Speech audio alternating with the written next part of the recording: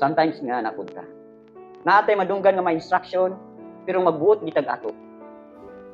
Here comes karon unsay hinungdan nga nung na-disqualify si King Shaul as a king. Di ba na instruction si Aba Elohim?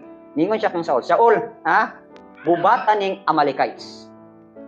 Wala gyud kay ibilin, hutdon gyud nimog patay gikan sa mga lalaki hangtod sa mga bata, hangtod sa tanan nilang mga mananap. Wala gyud kay ibilin. Na karon, sa dihang nakigubat na sila.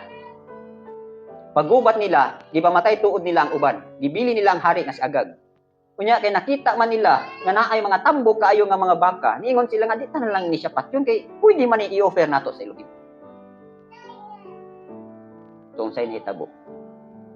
Sa dihang ni-disobey si Shaul sa instruction ni Aba Elohim, na disqualify siya. Katulang nga instruction.